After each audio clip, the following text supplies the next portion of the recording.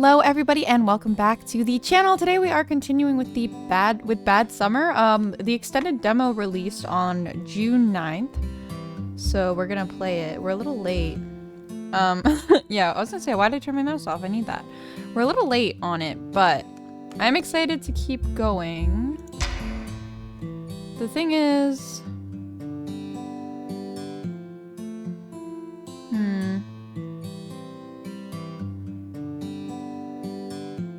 Yeah. I think I don't think it matters. I played a little bit. Your shift was over hours ago. I played a little bit of it on my own, but I don't think it matters. Like the choices in the first trial don't really seem to matter because no matter what, it won't continue where you and Andre are together off the bus, which is the one I really wanted to play through. But we're just gonna, like I said, I played a little bit of it on my own, but we're just gonna play through it together. So let's get into it. Rest. Someone is behind these brutal murders, and I'll uncover the truth, even if it kills me. He's not gonna uncover the truth, guys. Day 2. Bro. 6:25 a.m. Imagine being in the office that early. The stale air of my office hung heavy, thick with the scent of old paper and the ghost of 1,000 unanswered questions. Files overflowed from every surface, a chaotic landscape of witness statements, manila folders, and dead-end leads. The Bear Ridge Ripper. Because if you remember, the part where Jenny takes place, like, in the 90s. I don't know when this part's supposed to take place. I can't remember. But he's investigating something that happened, like, a while ago. The name itself was a brand seared into my mind, a constant burning reminder of my own inadequacy, my inability to crack this case, to piece it all together. I ran a hand through my already disheveled hair, the rough paper of a transcript grating against my skin.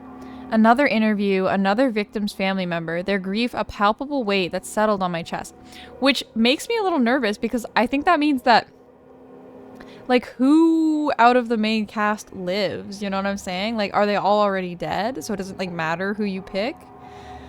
Like, do your choices in Jenny's route actually affect the end outcome for them? Or is it always the same? I listened to so many of these recordings, each one a variation on the same horrifying theme.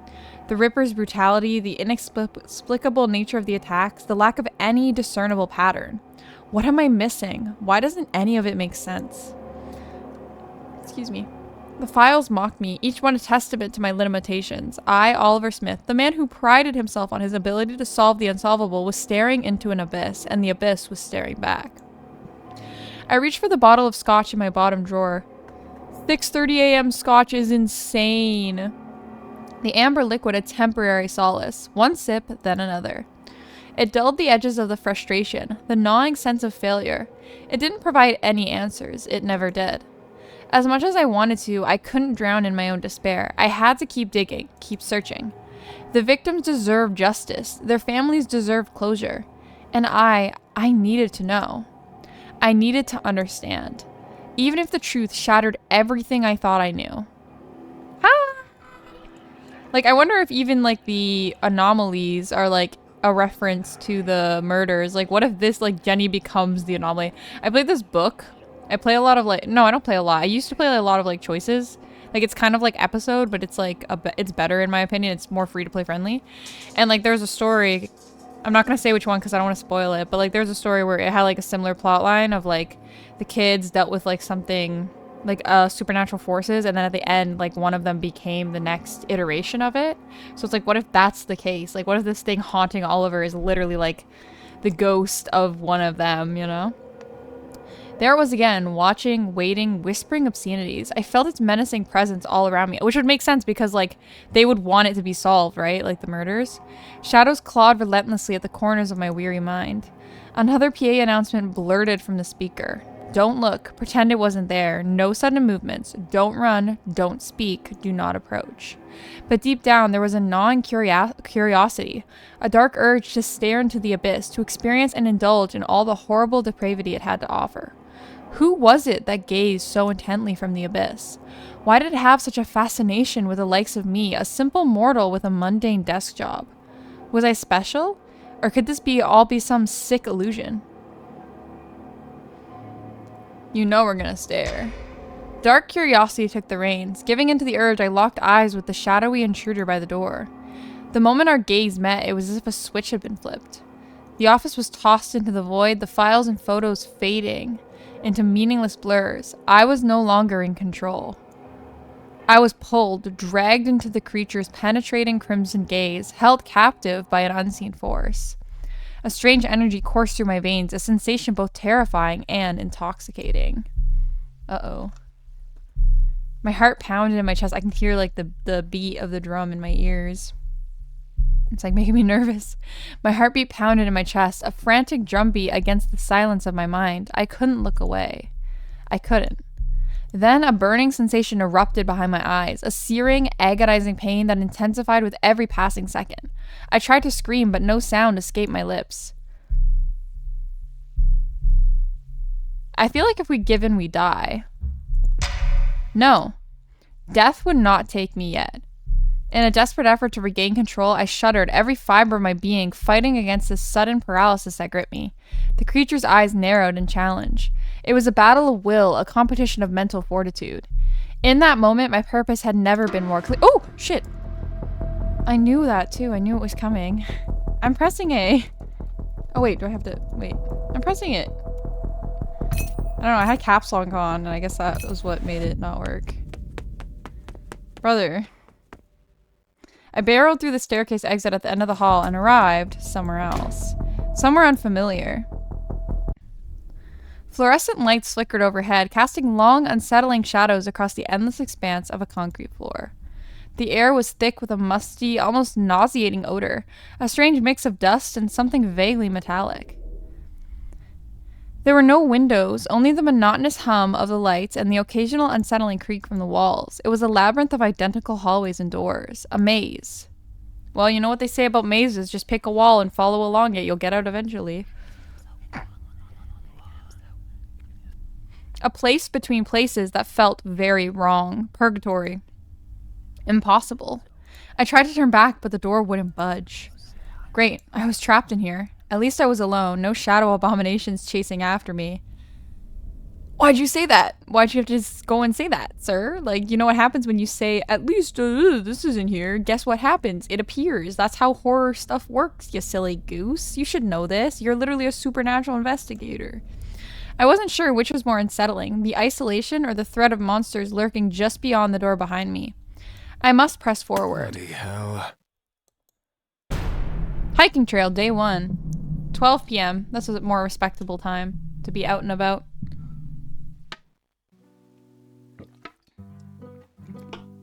See, because I'm pretty sure this was the file where I went with Andre, but I'm still coming out of the bus. The bus doors hissed open, revealing the golden light of the late afternoon, but instead of the wave of relief I expected, a knot of anxiety tightened in my stomach. My bulky pack felt heavier than usual as I rushed off the bus, my eyes scanning the area. The earthy scent of the woods, which I might normally have found pleasant, was now tainted with a sense of unease. The trees, tall and imposing, seemed to watch me, their shadows stretching long and ominous across the rock-strewn road. I barely registered the cheerful chatter of my coworkers, my mind racing with thoughts of Andre, because Andre was kicked off the bus in almost every timeline except for the one with Summer and Jake, I believe. Which is, again, is weird because I feel like, I don't know, I feel like every file was like Andre was kicked off the bus, but that doesn't make sense because it doesn't match the choices I made. Maybe when I don't know, that's weird. He'd been gone for what felt like an eternity, and the woods could be dangerous. A million worst case scenarios played into my head. Andre lost, injured, or worse. Andre!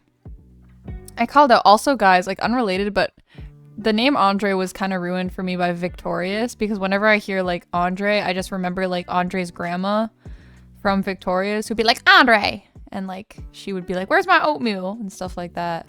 I don't know, I can't like take the name seriously anymore. I called out, my voice trembling slightly.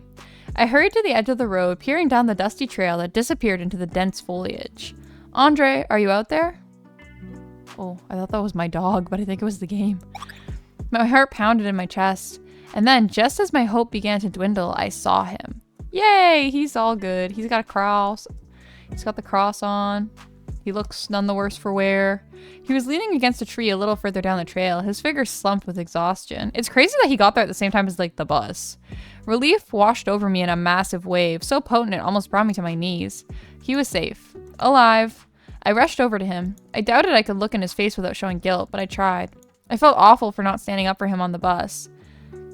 That situation with the bum wasn't his fault. I rooted through my bag for a bottle of water, worried he overexerted himself wandering through the woods such a long distance. It was the least I could do. He's not gonna want that though. He's not a big, like, he's very stern almost, and I don't think he's gonna take kindly to, like, charity, I guess. Here, drink this. He hesitated for a moment, but the thirst went out. He practically inhaled the water, crushing the empty bottle in his hand afterward and tossing it carelessly aside. Thanks. He kept his voice chilly, his expression guarded and distant. Yeah. Are we surprised? There was something on his mind, but he was keeping it close to his chest. I messed up earlier not sticking up for him. I did nothing while he was pushed out into the woods to fend for himself. It was a mistake. I didn't want things between us to be awkward. There had to be a way I could earn even a sliver of his trust again. Apologize, yeah. Sucking in a deep breath, I mustered the strength to apologize. I feel like if we try to offer him food, he's just gonna, like, get pissed off. I feel like he'll get pissed off if we apologize too. I think no matter what, he's just gonna get mad. Andre, I'm really sorry about what happened back there. I should've... Doesn't matter. What's done is done. He shrugged, his lips pressed into a fine line. It does matter. I feel like I've been a bad friend lately. Bad friend is crazy when we literally met like 4 hours ago. And like for some of those hours, he like wasn't even there. Andre's brow wrinkled, distrust darkening his gaze. I was gonna say that we were friends. Yeah. Oh, my bad. When did I give off the impression that we were friends? I ain't here to play buddy-buddy with no one. I closed my eyes and tried to ignore the ache that settled just behind my heart. I never met anyone so unapologetically honest, so outwardly mean. You know what? That's good for you that you've never met somebody that's like mean or like that you didn't get along with immediately. She's like 17 or something here. That's like a good age to have gone through life without meeting anyone mean. And the worst part, I deserved it. I gathered my defenses with several deep breaths, refusing to give him the satisfaction of showing weakness. After a short moment, I opened my eyes and raised my chin, meeting his hard gaze directly. You don't mean that. You're upset. I get it, and I'm sorry, okay? If you don't want to be friends, that's fine. But I don't want you to hate me either. A long stretch of silence followed, the only sound the rustling of leaves in the wind. Andre stared at me, his expression unreadable, leaving me to squirm under the weight of his gaze. Finally, he sighed, the tension seeming to drain slightly from his shoulders. I don't hate you, girl. Hope hit me square in the chest. It's crazy that she cares so much what he thinks about her. Like, they literally just met today. I guess, like, she has to work with him and, like, you don't want it to be awkward. He didn't hate me, so did that mean no?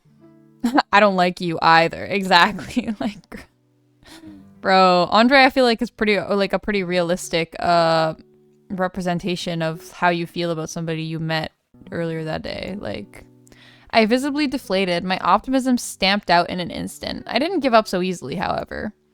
That's something we can work on, can't we?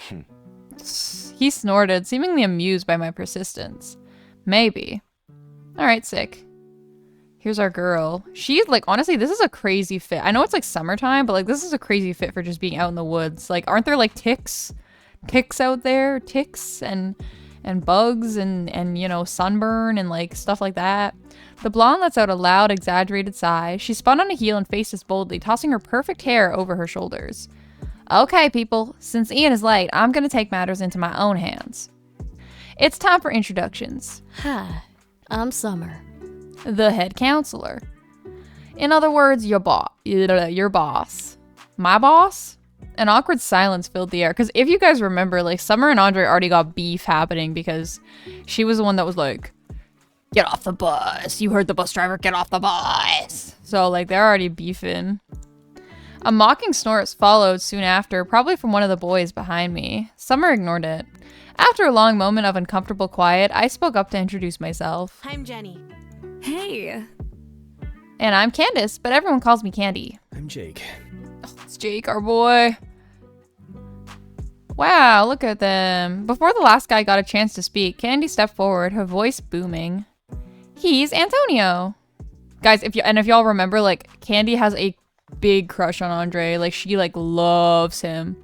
I'm Andre. It's Andre. Candy visibly deflated, shrinking back into her original spot. Why does she know his name, though, if he never goes by it? Awkward. Summer cleared her throat, glancing at her phone. I have no service. I can't get in contact with Ian. He's never late like this. This is so weird.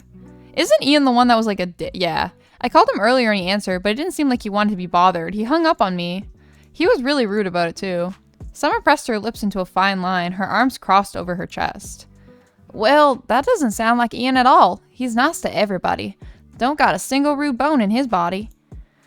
Isn't Mr. Matthews too old for you? Brother, do not start right now. Summer's brows shot up. I mean, mine would too. Like, bro, the implications there are crazy. Like, calm down, Jake. Excuse me. And look how annoyed she is.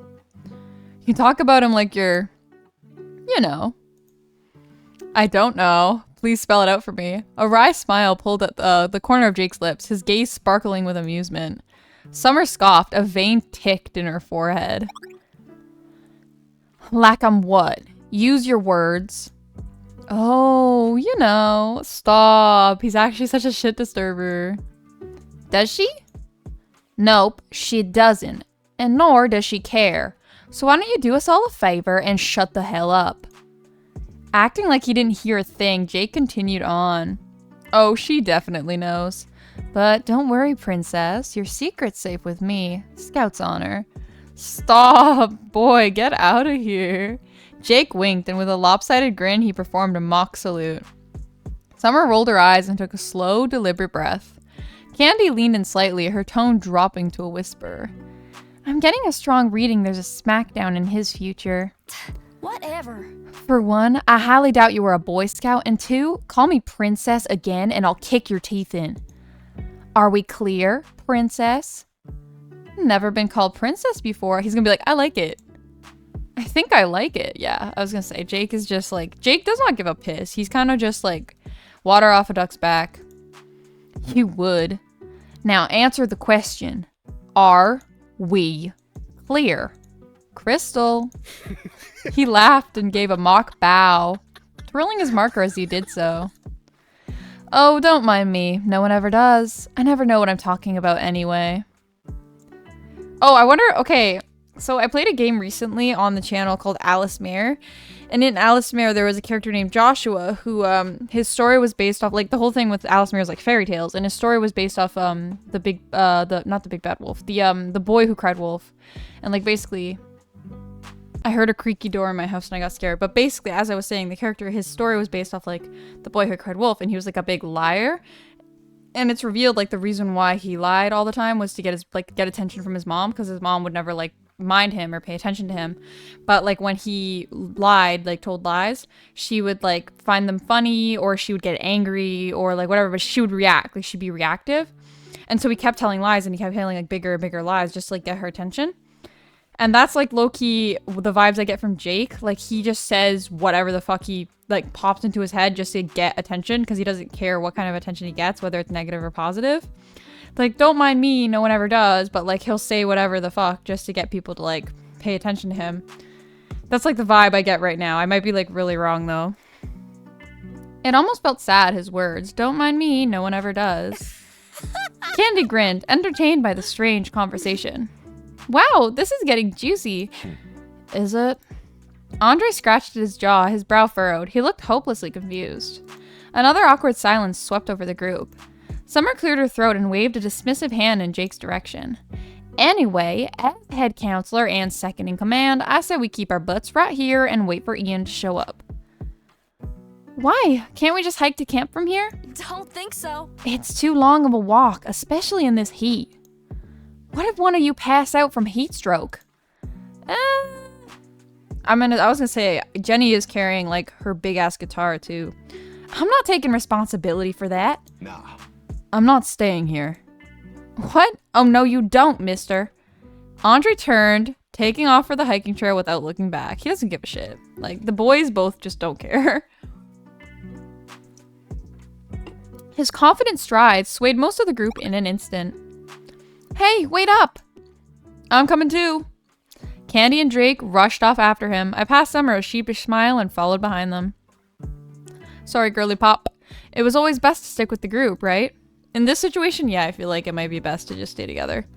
Darn it, fine. Wait for me. You don't know where you're going. Summer kept pace with us, refusing to be left behind. Somebody has to keep watch after. Somebody has to keep watch after y'all.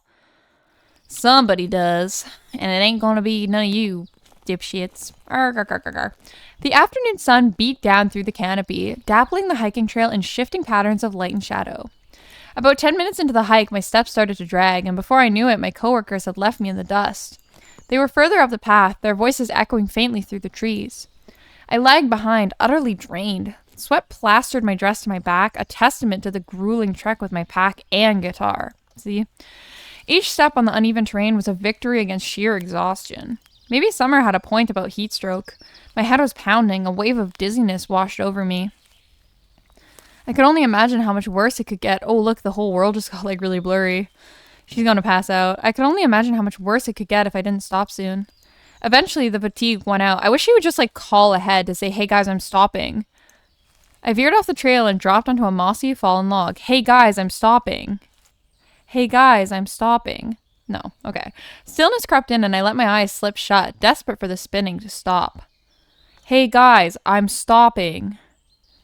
We fell asleep in the woods and now we're by ourselves. At least it doesn't look like the time of day changed too much.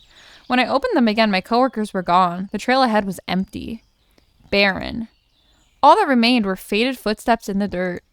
How did they not notice that, like, she wasn't there anymore, though? A knot of panic tightened in my stomach. Where did they go?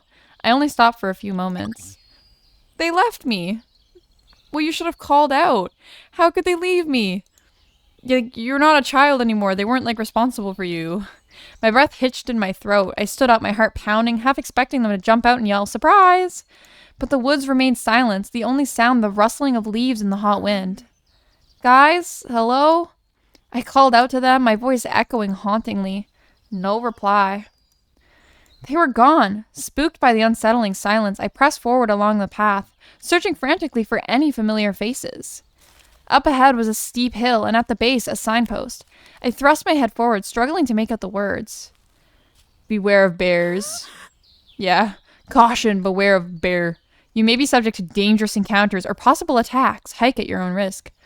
A cold knot formed in my stomach. A bear? Here? It's literally Bear Ridge. What are you talking about here? The sound of footsteps crunching over the dirt sent a shiver up my spine. I wouldn't even be worried about the bear so much as, like, the bum. Like, there's, like, bums just, like, on this mountain who are, like, saying cryptic things and threatening us with knives. I jumped, startled by the noise. But nothing was there. The woods went silent. Deathly still. Clouds choked the sun from the sky, plunging darkness over the earth. Oh, shit. A living shadow darted past me, unnaturally swift. I wonder if it's one of the anomalies. I wonder if this is, like, how the anomalies came to be. My breath caught in my throat. I wasn't alone. I stopped mid-stride, my gaze searching desperately for any signs of life. I spotted a dark beaten path, just off the hiking trail. Something about it seemed off. Gnarled and twisted branches jutted out of the dirt like knives, a warning not to enter. A lashing wind sifted through the trees. The bushes rumbled and shook. I couldn't tell if it was the wind or if someone or something was moving nearby. I don't think we should investigate. What if we investigate? It's just our friends. I swallowed my fear and wandered down the suspicious path. I want to see what we'll find. Carefully maneuvering around the spiked branches, I realized how stupid of an idea this was once the hiking trail disappeared behind me. I had a strong sense of direction. Okay, that's good to know. But the woods are a maze of dirt and trees. Finding my way back won't be easy. A hideous stench assaulted my nose, my nostrils like rotten death. Are we going to find a corpse? Putrid enough to make me freeze in place and think twice about continuing onward. Yes. I came this far, I have to see it through. Pressing a pump to my nose to repel the horrid smell, I pressed on. Then I saw it. The source of the stench. Okay, it's just a dead deer. I was gonna say, what if it's a person? The remains of a gutted deer, intestines leaked from the corpse in a disgusting tangle. Flies and maggots feasted on the battered corpse. The surrounding grass stained bloody red. The butchery was indescribable. The limbs of the poor animal severed from the body. What could have done this? Was it the bear? The limbs were severed? Whoa! Utterly repulsed and stomach churning, I turned. It like looked at us. It looked up. I turned on heel and ran away as fast as I could. Adrenaline spiked through my veins. I pushed through the burning in my lungs and soreness in my muscles, my luggage almost weightless as I scrambled away. A break in the trees up ahead, a river, and the lights back. We're in the sun again. I don't think that was the bear, guys. I think that was like the Ripper's first victim. They say a lot of like serial killers and stuff start with animals first, right? Like they kill animals as kids. Water crashed in froth below a wooden footbridge. The first hurried step on the plank seemed sturdy. The second step, less so. The third step was dangerously wobbly. The fourth plank The fourth plank gave out completely, snapping in two and falling into the depths of the stream. I stumbled, my foot caught in the gap. I couldn't move, captured and ensnared like a rat in a trap. No, I want to save. Save, successful. My heartbeat raced, my breath bursting in and out. I couldn't swim, and even if I could, the current was too strong. Thoughts of being washed away by a river and drowning, consumed by nature's cruel tide, flashed through my mind. I can't die here. Free yourself. Okay, I buried it down in the depths of my stomach and locked it away. Then I twisted, grabbed my ankle, and pulled as hard as I could. A, W, D. Okay. Woo! I did it! No longer ensnared, I scrambled across the footbridge, making it to the other side just before the entire foundation collapsed. Hands on my knees and heaving for breath, I watched the chunks of old, dry, rotted wood be swept away by the river. That could have been me. Oh, we're back in the office. And now it's 5:38 p.m. It's been almost a full day in this office. In the stupid hallway. Because we're literally in purgatory right now. Okay. The darkness pressed in and swallowed me. I couldn't see a thing. Remember this hallway. Fuck. I hate these kinds of things. This was the point I got to, in the first, like my first time playing it through. And I like literally couldn't get past this part because I was just like so stupid. But I honestly didn't remember much of the segment with Jenny. So I'm glad, and I didn't go see the deer. So I'm glad I replayed it, but let's see if I can get through the segment. Thank goodness the lights are back on. My god, he has to stop doing. Ooh, it's a good thing there's no shadow anomalies in here. Oh, it's a good thing the lights are on. Like, bro, you're stupid. Stop saying things. You're actually just jinxing everything. Christ, spoke too soon. I drew my flashlight from my belt. Just what I needed. He's gonna turn on. There's gonna be something there. I need to find a way out of this godforsaken place. Okay. This is not an anomaly. This is a door is normal. It's your regular standard door. Nothing special about it. Promise. This is an anomaly. It looks similar to the normal door, but there are key differences. The eyes behind it are glowing. The door is open. It should be closed.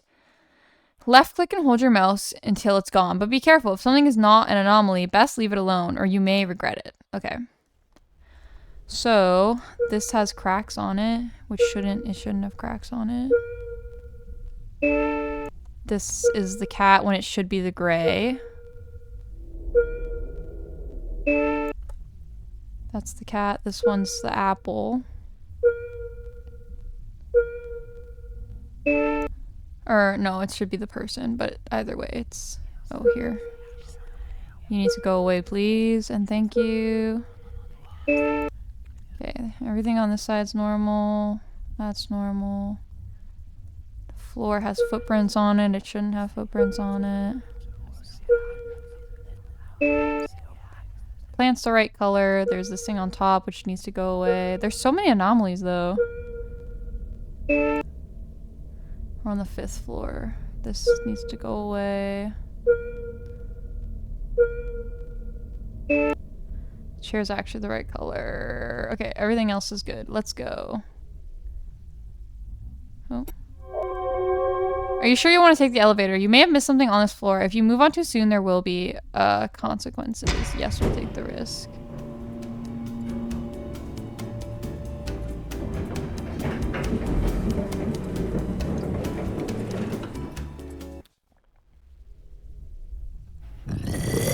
Oh. Hello, beautiful. way. Okay.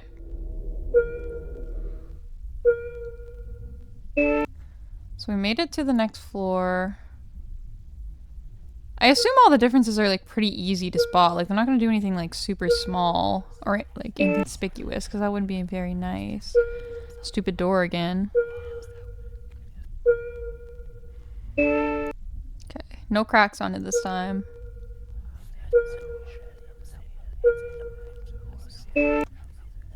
Okay, no footprints on the floor. No. I'm like way too blind for this, honestly. I need to like turn my brightness all the way up so I could see better. Okay, cat's fine, you're fine, everything's good here. The plant's blue. It's not supposed to be blue. What? That's totally... It made the noise like it was wrong, but then corrected it. Okay. That should be everything. That looks like everything. Plant, blah, blah, blah, da, da, da, da. Nothing on the floor. Nothing there. That's right, that's right. Okay. Alright, let's keep going. Let's take the risk. Oh,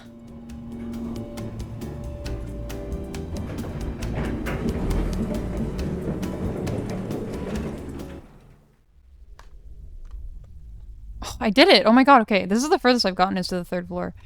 So, the door. There's nothing. I don't know, wait, is that like eyes? I need to look closer.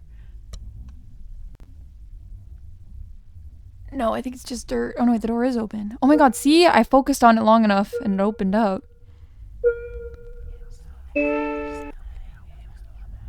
That's fine, this is wrong. You need to get out of here. The feet are back, the footprints are back. Get out of here. Chair's the right color. The footprints. You're good. Actually, wait. Isn't that a different color? Isn't the brush normally yellow?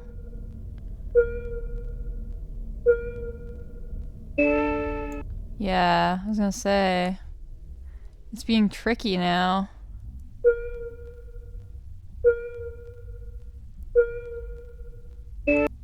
Okay. Everything's good. Appears as though everything is good now. Okay, let's try it.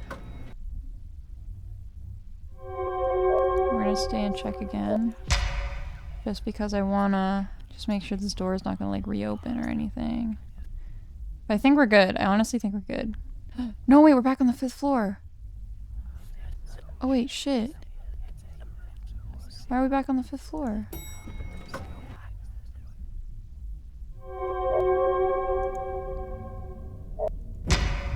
Why did we just go back to the 5th floor? That's so messed up.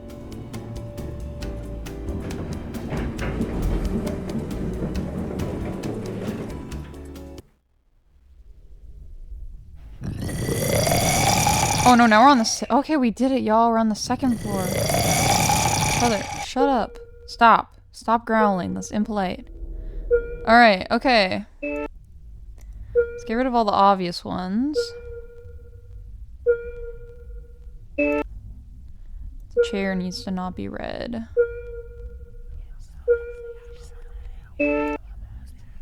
Ceiling's okay. The plant's the right color. Like, I can't remember what she was supposed to look like, but I feel like her dress is a different color.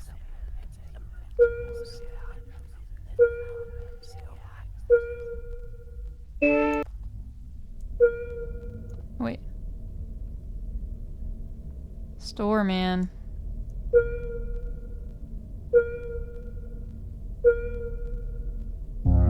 See, fuck, I was just wrong. I was really like... Thought I really remembered her. Okay, I'm gonna focus on the door for a sec to see if it like opens like the other one did.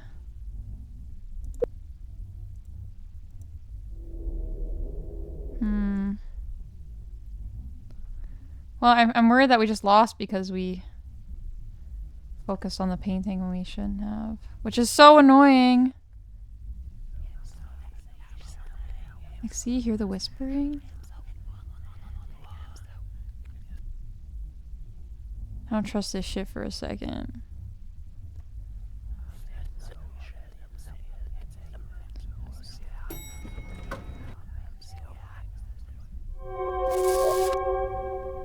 Check again, we'll check again. See, but it says the 5th floor again, which is weird. Kinda weird. It's kinda weird. These are all good, not cracked. I'm nervous. I really don't, I don't want to redo this stupid segment. I think it's good though. I don't see any egregious differences. I don't know. Like I said, I'm too blind for this though, man. Okay, no, I don't know, I really gotta get some Windex or something for my laptop screen. Not Windex, but like, you know what I mean, right? Like, not Windex, but like, you know what I mean, right? Okay, let's just go. Fuck it, we ball, let's just go.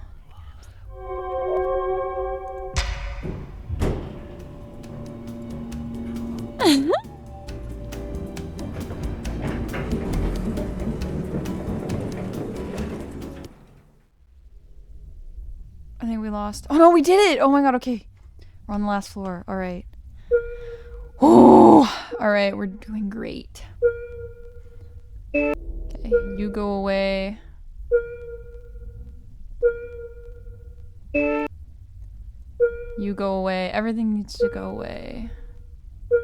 I'm like nervous. It's like worse than any boss fight, man.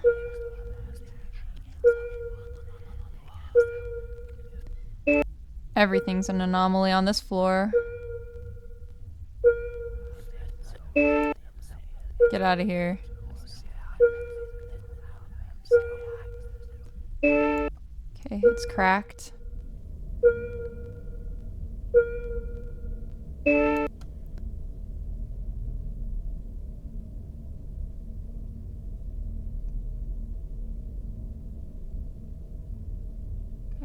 I don't see any other differences. I think that's it.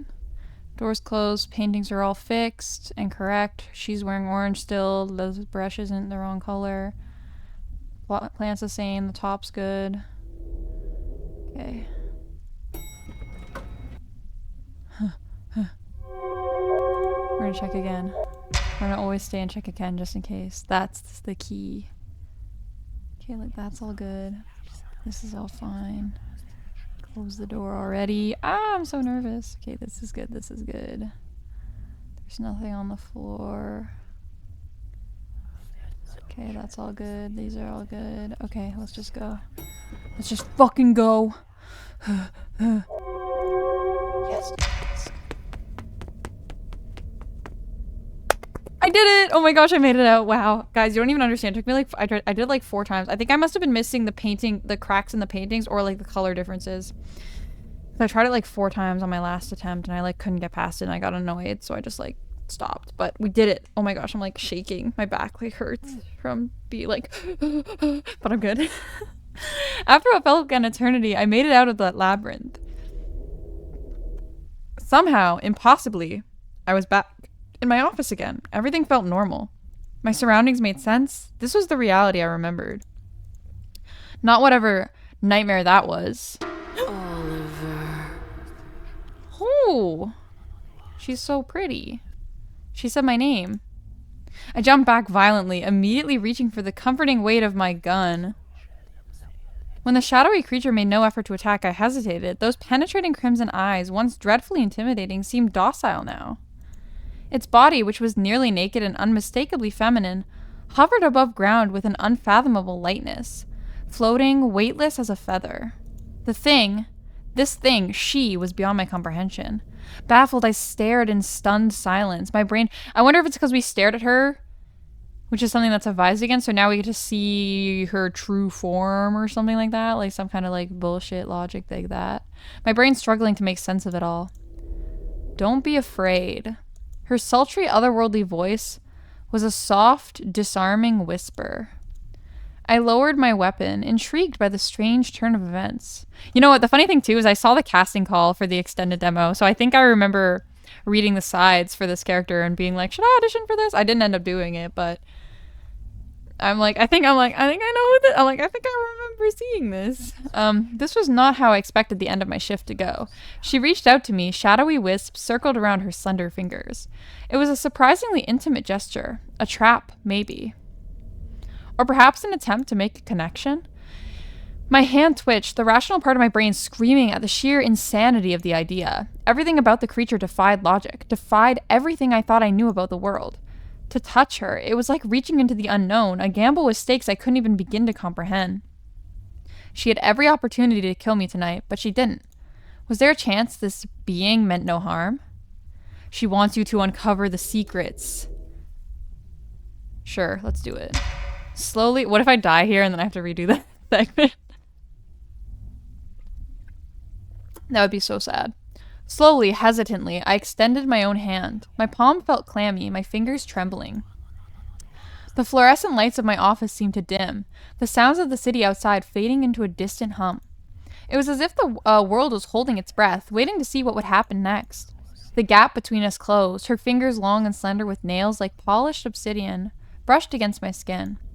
A jolt of electricity shot up my arm, but it wasn't painful, it was strange. Oh my god, guys! Yo! Who is this? Sensations flooded my memory, images and emotions that weren't my own. She carried a sense of ancientness, of vastness, power that dwarfed anything I had ever encountered. And beneath it all, a profound loneliness. You, the protector of the weak and downtrodden. You help people. You save them. I've watched you. I see you. I swallowed deeply. Oh my gosh, because she was there. She was there in like the first segment where we're doing all like the phone calls and stuff like that. Like you can get a game over if you fuck up because it's by her. I swallowed deeply, struggling to find my voice. You've been watching me. Why? Watching you is fascinating. You intrigue me. You are different from the others. You care. You help. It is my job to help, yes. Is that why you watch me? Do you need my help too? Oh my god. She didn't answer, but her pleading eyes said it all. What are you, really? You don't seem like an abnormal. A monster would have killed me by now. You seek the truth. I can tell you. She knows. I wonder, oh my god, I wonder who this is. But requires payment. Oh, I didn't keep clicking, but the voice line went anyway. What kind of payment? A kiss. Kiss of death, instant KO. A soft sigh escaped her lips, her gaze searching mine with an intensity that made my heart race. The air between us was thick with unspoken words. A kiss in exchange for knowledge? I couldn't even imagine the secret she kept close to her chest, if there was a chance to know. Stop! Brother. I gave in, hesitantly giving her shadowy cheek a tentative kiss, a small peck. Kiss me like you mean it. I was gonna say, that's not gonna count. I felt an invisible pull, a force drawing me closer to her, bridging the impossible gap between our worlds. Her fingers tightened around mine. This is gonna end up being the ship, y'all. I swear to God. Her fingers tightened around mine, the coldness of her touch sending another jolt through my arm. This time it wasn't jarring, it was comforting, familiar even. Her face was inches from mine, her crimson eyes pools of ancient wisdom and vulnerability. I could see the intricate patterns etched into her skin, swirling lines that seemed to shift and change with unnatural motion. My lips met hers with a tenderness that surprised me. Are we gonna see like an art? Look how cool they look. Oh, she's holding his tie. I was like, what is that? Damn. I love the art in this game. It looks so cool. Also, like, her fingernails look so scary. It was a kiss unlike any I had ever experienced. A merging of worlds, a collision of the tangible and the ethereal. I deepened the kiss, my hand finding its way to the back of her head, my fingers threading through her silky hair. Her lips parted slightly and I could feel her energy flowing into me, strengthening me, filling the void within my own soul. When we finally broke apart, gasping for breath, I felt irrevocably changed. This is like fucking Voltron Legendary Defender when Altea brought Lance back to life with a kiss and he became Altean. She kissed me and like I'm a ghost now. Or abnormal now. The world around me seemed sharper, more vibrant, imbued with the sense of magic I never thought possible. In her eyes, I saw not a monster, but a kindred spirit. She was a being of immense power and loneliness, reaching out for connection in a universe that had cast her adrift. Then, as abruptly as she had appeared, she was gone. Bloody hell. Ayo, man's got riz. Alright, back with Jenny. It's 4:48 p.m. So it's been almost 5 hours. How is she doing? Coughing and sputtering. Oh my goodness. I collapsed onto the muddy bank, waterlogged and shivering, but I didn't fall in the water. My clothes clung to me, heavy and cold, each movement sending a wave of icy discomfort through my body. I gasped for breath, my lungs burning from the shock and exertion. My heart hammered against my ribs, a frantic rhythm against the sudden stillness. Oh! Hi! They're all like, are you dumb? Suddenly, I was surrounded by the others. Their faces swam into focus. Was that annoyance? Concern? It was hard to tell through the blur of my own panic. Candy was there, her brow furrowed. Though on her, it looked more like cartoon confusion than actual worried. Her usual bright energy shimmered just beneath the surface, barely contained. Summer was assessing the damage to the collapsed bridge, shaking her head. Jake twirled his marker between his fingers, eyes locked on the crashing waves below. A crooked, unhinged grin tugged at his lips, like he wouldn't mind if the sea swallowed him whole. Andre leaned against a tree, arms crossed, expression unreadable. He looked like he'd rather be anywhere else. Are you okay? What happened? No. How are they on the other side of the bridge if... And also, oh my god, Jenny, please, you sat down without saying that you were sitting down. Like, that you never do that on a hike. You call out, like, please. You guys left me. That's what happened. You mean you left us? We reached a fork in the path, then we turned around and you were gone. We looked everywhere for you. Good thing we found you before you became fish food. You're not from around here, are you? I hate to say it, but Jake's not wrong. First rule of hiking, stick to the marked trails. Summer's gonna hate our ass by the time we get to this cabin. Like, oh my god. All the PR I built at the beginning with her, gone. This bridge has been crumbling for years. Campers are strictly warned to avoid it, and staff, we should know better. Trying to cross was like begging for disaster. What were you thinking? I stumbled over my thoughts, scrambling for an excuse. What could I even say? That I bolted off the trail like a fool because of a shadow? That something was after me?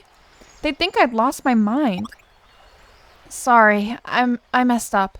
Big time. It won't happen again. Oh, okay. Summer crossed her arms over her chest, unconvinced.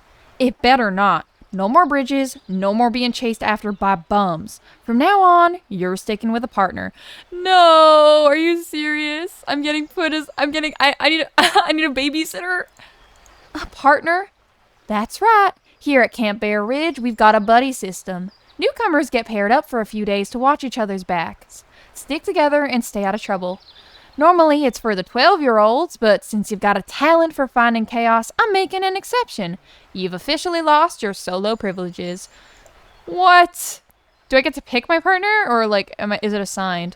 I wince. A partner? Seriously? I don't need a partner. I've just had some bad luck lately, and... Don't think so. I'm doing this for your own good, Jenny. You'll thank me later. Your assigned buddy is... What? They're not gonna tell me? After some time, we reached a clearing in the trees. The sun blazed overhead, casting golden warmth across the open land. In the center stood the main cabin it's very beautiful, of Camp Bear Ridge, rustic, sturdy, and the wood-paneled exterior weathered by time. Wide fields of flat, open ground stretched endlessly beyond the massive structures. It seemed perfect for pitching tents and setting up campfire circles. The distant twitter of birds carried in the breeze, mingling with the ever-present hum of cicadas. Despite the open land stretching far in every direction, something about it felt unsettling. I had expected the buzz of preparation, camp counselors arriving in groups, hauling gear, laughing, unpacking supplies, maybe arguing over tent spots. I imagined a dozen voices overlapping, the chaos of people getting ready for something big. But there was none of that. No walkie-talkie chatter, no hurried footsteps, barely any parked cars. Just us, standing in a vast, sunlit clearing that felt far too quiet for what was supposed to be counselor training. It was like we'd shown up early for a party no one else knew about. Bear Ridge was the most popular summer camp in all of New Empress, but aren't we here early? Like, isn't that... The place should be teeming with activity this time of year, shouldn't it? Jake was the first to speak up. Whoa. Is it always this quiet? Hey. Yeah, where is everyone? Oh. I don't know. This is strange. For a brief second, Summer's confident facade faltered. Well, if Ian's acting weird, like who knows, right? Her eyes scanned the clearing, narrow and alert, like she was calculating something. Her posture stiffened, the corners of her mouth twitching downward. Uncertainty flickered across her face like a shadow, swift but noticeable. That brief crack in her armor said more than words ever could, so something is weird.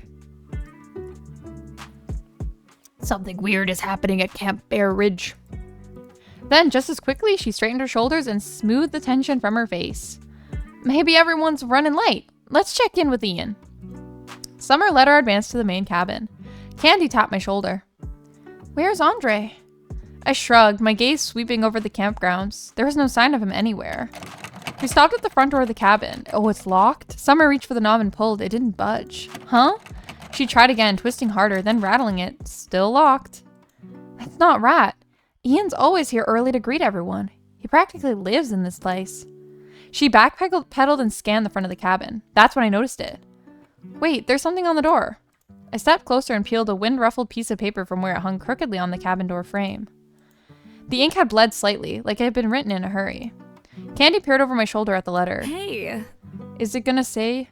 Oh, wait. Oh my god. His name's Ian Matthews? Holy shit, just like my teacher.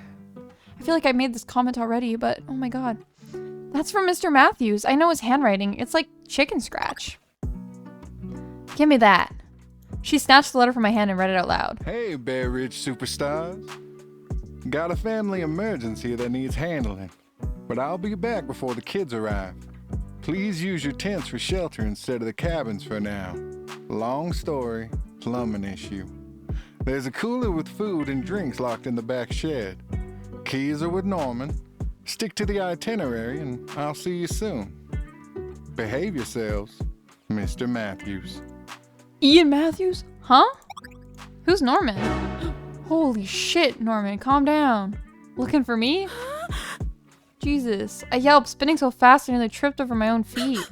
Candy shrieked, hiding behind me, clinging to my shoulder for protection. Even Summer flinched. Well, yeah, he just popped out of nowhere. I locked eyes with the lanky redhead wearing... He's the Ripper.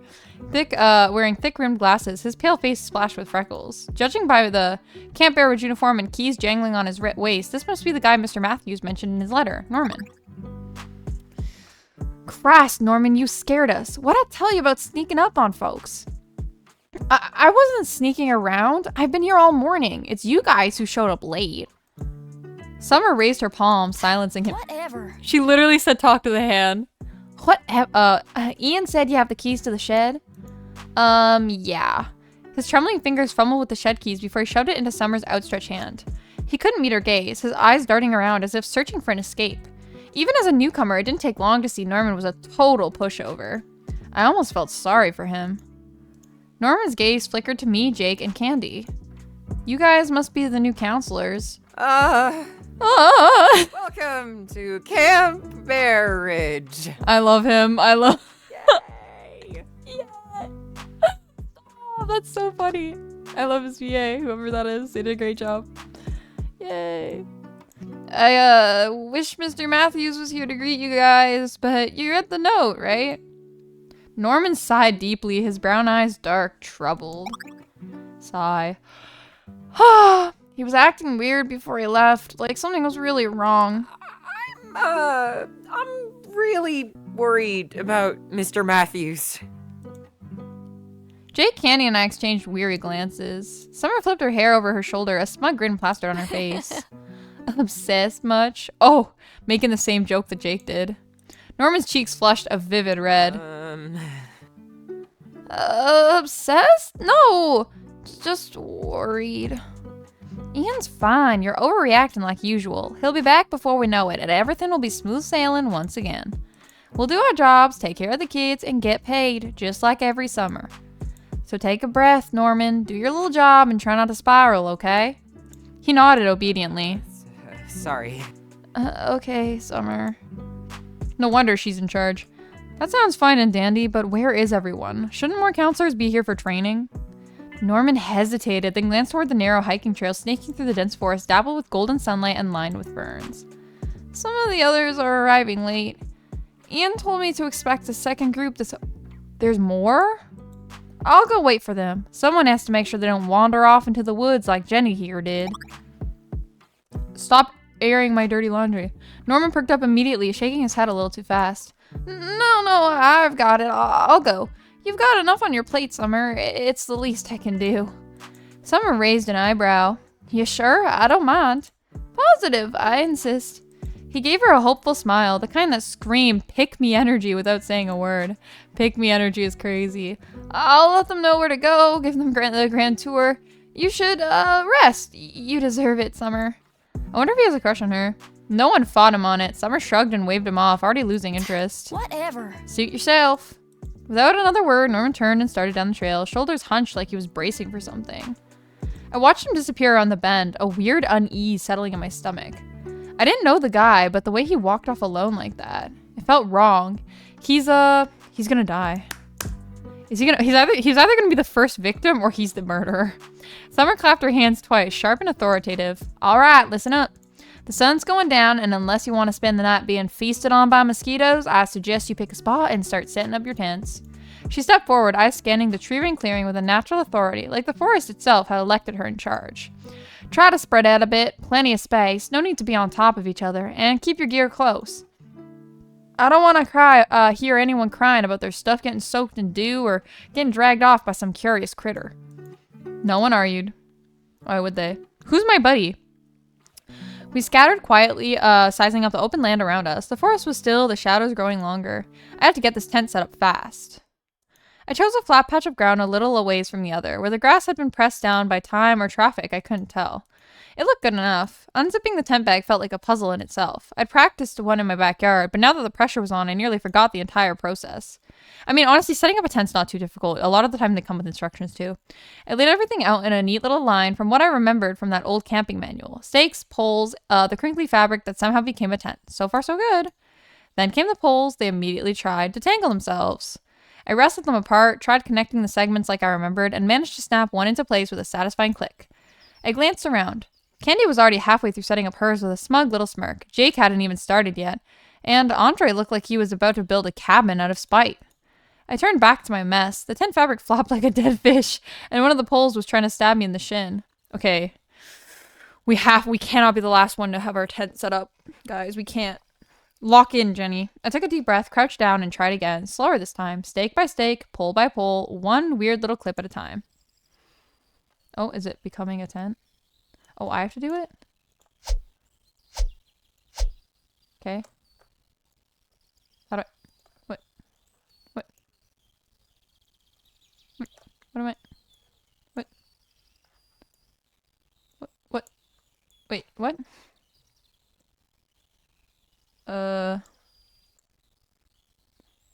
There's stuff to look at? What just happened? Wait, let me save. I don't want to go to the Microsoft store. I want to save. Oh wait, there's a piece there. Build tent. Okay, let's do it. Getting killed by wildlife is one of the rarest ways to die while camping in a national park. You're more likely to trip down or get lost and be mauled by a bear. Eventually it stood, sort of. The tent leaned a little to the left. Nice. And sagged in the middle like it was tired just being alive. But it was up, technically.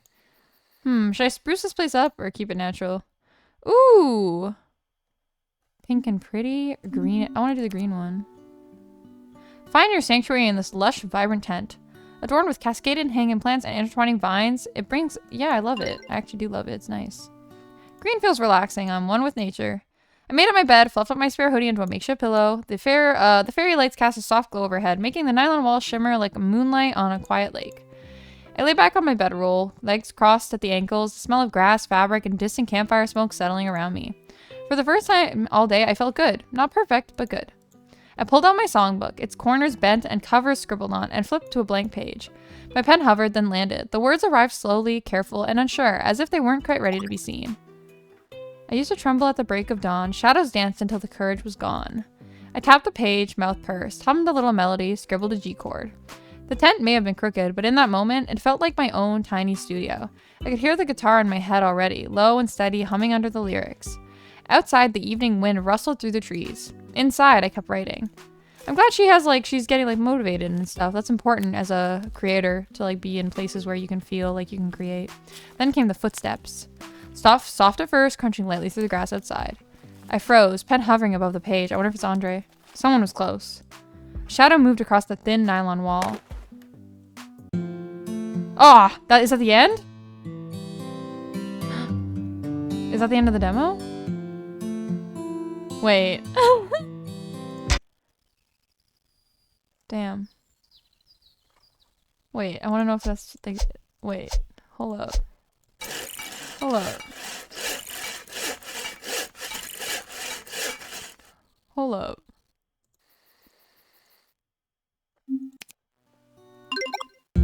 Yeah, okay, that must be the end of the demo. Damn, they really just gotta end on the cliffhanger every time. That's so messed up. Okay, well, I guess can we see extras now? The gallery? Jake? Gallery, oh, coming soon. Jenny's so cute. Oh my gosh. Okay, well, yeah, I guess that's the end of the extended demo. Achievements coming soon. I'm really excited for this game to come out all the way because that way I can start at the beginning and like actually play each route. But yeah, that's gonna be it for the extended demo, I guess. Super excited for this game to come out. Play it. You guys should wishlist it. If you're not interested in playing the demo because you watched me play it, then you know, whatever. But if you should play it. Just play it. Support the creators and the voice actors and everything. But yeah, thank you so much for watching, and I will catch you on the next one. We'll be back with our regular scheduled programming tomorrow. So have a good night, everybody.